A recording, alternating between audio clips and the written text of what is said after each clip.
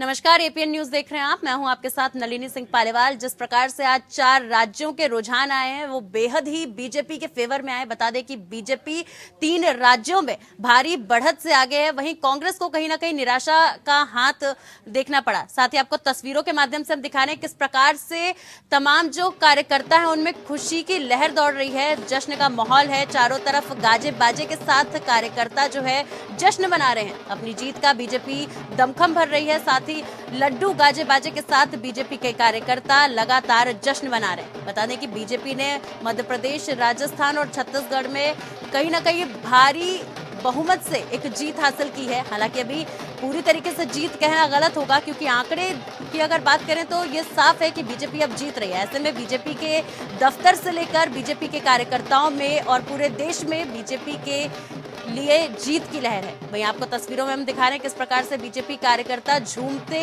नाचते नजर आ रहे हैं और अपनी जीत को लेकर बेहद खुश हैं।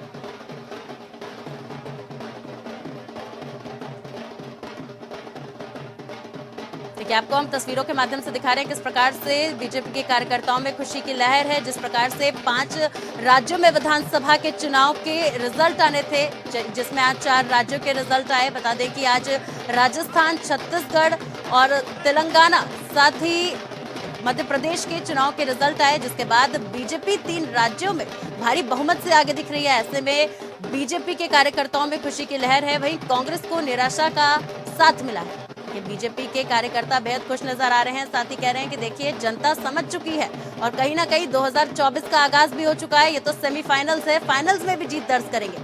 देखिए, राजस्थान में वाकई दोबारा से रिवाज बदला नहीं है। जिस प्रकार से लगातार कांग्रेस दमखम भर रही थी कि राजस्थान का रिवाज बदलेगा। राजस्थान का पहले से इतिहास रहा है कि हर 5 साल पे राजस्थान वासी पार्टी बदल देते हैं। इस बार भी वही रिवाज जारी रहा। वहीं अगर मध्य प्रदेश की बात करें तो मध्य प्रदेश में बीजेपी ने कमल को वापस से खिला लिया है। और जिस प्रकार से कांग्रेस दावा कर रही थी कि मध्य प्रदेश तो कांग्रेस जीत कर रहेगी, वो दावा भी बीजेपी ने साफ तौर पर झुठला दिया है। कि मोदी की गारंटी का जादू तीनों राज्यों में चलता नजर आया। वहीं अगर तेलंगाना की बात करें तो पिछले चुनाव में सिर्फ बीजेपी को 1 सीट मिली थी, लेकिन अभी बीजेपी वहां पर भी अच्छा प्रदर्शन करती नजर आ रही है। हालांकि वहां पर जो पूरी टक्कर थी वो कांग्रेस और बीआरएस के बीच में थी। और इसी बीच हम आपको तस्वीरें दिखा रहे हैं किस प्रकार से बीजेपी के कार्यकर्ताओं में, प्रवक्ताओं में, सभी में खुशी की लहर है। देखिए किस प्रकार से गाजे बाजे के साथ कार्यकर्ता नाचते झूमते नजर आ रहे हैं और अपनी जीत को लेकर खुशियां मना रहे हैं। इसकी तस्वीरें हम आपको दिखा रहे हैं। ये तमाम राज्यों में बीजेपी की सरकार जिस प्रकार से बन रही है, एक ऐतिहासिक पल बीजेपी वासियों के लिए है, क्योंकि 3 राज्यों में चुनाव बीजेपी जिस प्रकार से जीतती नजर आ रही है वो बीजेपी के लिए एक ऐतिहासिक जीत है। साथ ही बीजेपी ने तो साफ भी कर दिया कि सेमीफाइनल्स तो हम जीत चुके हैं, अब फाइनल्स की बारी है। चलिए सीधा आपको लेकर चलते हैं अपने संवाददाता संतोष के पास लाइव। संतोष, किस प्रकार की तस्वीरें आ रही हैं मतगणना केंद्र से? जी बिल्कुल नली, जिस तरीके की तस्वीरें आ रही है उसमें फिलहाल साफ तरीके से बीजेपी कहने में बहुत काफी खुशी की लहर देखी जा रही है, तो वहीं कांग्रेस के कहने में निराशा और हताशा नजर आती दिख रही है। जी नली, में बता दूं अब जीत तक 160 सीटों पे बीजेपी की बढ़त बताई जा रही है। वहीं महज 68 सीटों पर कांग्रेस की बढ़त बताई जा रही है। 48 सीटों पर भारतीय जनता पार्टी चुनाव जीत चुकी है, तो वही 17 सीटों पर कांग्रेस चुनाव जीत चुकी है। नली जी, संतोष, आपके पीछे से कुछ लोग गुजर रहे हैं, मैं चाहूंगी कि आप उनसे भी बातचीत करके बताएं कि आखिर किन मुद्दों पर बीजेपी जीती है, आखिर जनता को बीजेपी इतनी पसंद क्यों आई? ठीक है, मैं बुलाना चाहूंगा। आपको क्या लगता है आपको कि किस मुद्दे पे बीजेपी चुनाव जीती है? बीजेपी का मुख्य कारण रहा है, अगर चुनाव जीतने का तो लालजी बहना रहा है। थोड़ा तेज बोलें। लालजी बहना का बहुत बड़ा प्रकोप रहा है। अगर बीजेपी चुनाव जीती है, लालजी बहनों के कारण चुनाव जीती है। जी नन्नी, इनका कहना है कि लाडली बहना का खासा असर रहा मध्य प्रदेश में, जिसके कारण आज भारतीय जनता पार्टी को इतना प्रचंड बहुमत मिलता नजर आता दिख रहा है। जी संतोष, देखिए ये तो मध्य प्रदेश की बात हो गई। जिस प्रकार से राजस्थान में भी बीजेपी जीती और छत्तीसगढ़ में भी बीजेपी ने कहीं ना कहीं कांग्रेस को एकदम दरकिनार कर दिया है, उसको लेके भी आप लोगों से बातचीत करिए। जी बिल्कुल, मैं बात करने की बात चाहूंगा।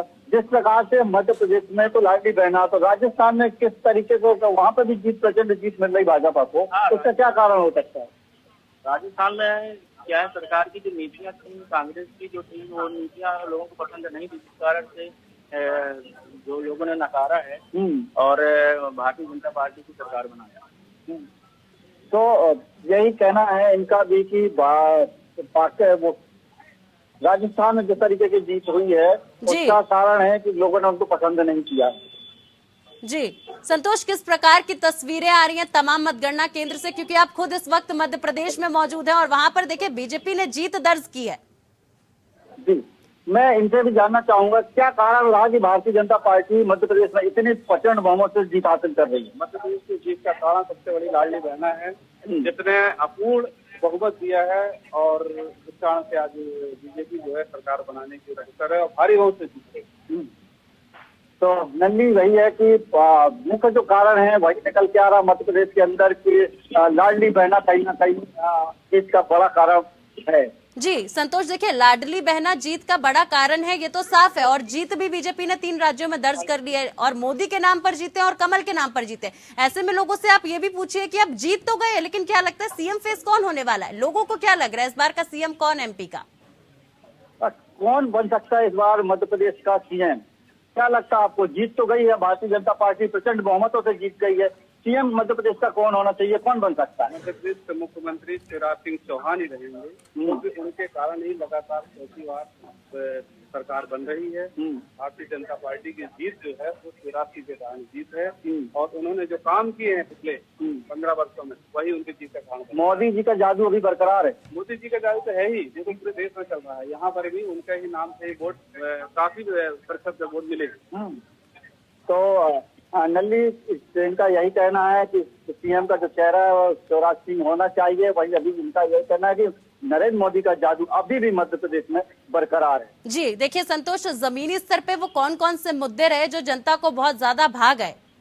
ठीक है, हमारे साथ इसी बीच पीयूष भी जुड़ चुके हैं छत्तीसगढ़ से। पीयूष, क्या लगता है जिस प्रकार से भारतीय जनता पार्टी ने छत्तीसगढ़ में भी जीत दर्ज की है, उसको लेकर वहां कार्यकर्ताओं में किस प्रकार से खुशी है? पीयूष, क्या आप तक मेरी आवाज पहुंच रही है? हेलो जी पीयूष, क्या आप तक मेरी आवाज पहुंच रही है? जी जी पहुंच रही है आपकी आवाज। जी देखिए, जी बताइए, जिस प्रकार से भारतीय जनता पार्टी ने बहुमत से जीत हासिल की है उसको लेकर कार्यकर्ताओं में किस प्रकार का उत्साह दिख रहा है? देखिए, 5 साल विपक्ष में रहने के बाद तकरीबन आज से 3 महीने पूर्व भारतीय जनता पार्टी सुप्त अवस्था में थी। इसको हमने एपीएन के दर्शकों को काफी बार बताया है जी। लेकिन लगातार केंद्रीय गृह मंत्री अमित शाह के दौरे के बाद जो स्फूर्ति आई, यहाँ पे जो तेजी आई और जो कार्यकर्ताओं में एक उत्साह भरा गया, उसकी परिणति ये है कि आज बहुत अच्छे बड़े स्कोर के साथ बीजेपी यहाँ काम कर रही है अपनी गवर्नमेंट। जी पीयूष, देखिए काम की बात तो हो गई, लेकिन वो कौन से जमीनी स्तर के मुद्दे रहे जिसको सबसे ज्यादा जनता ने पसंद किया और भारतीय जनता को बहुमत से वोट दिया, बहुमत से जीत दर्ज कराई?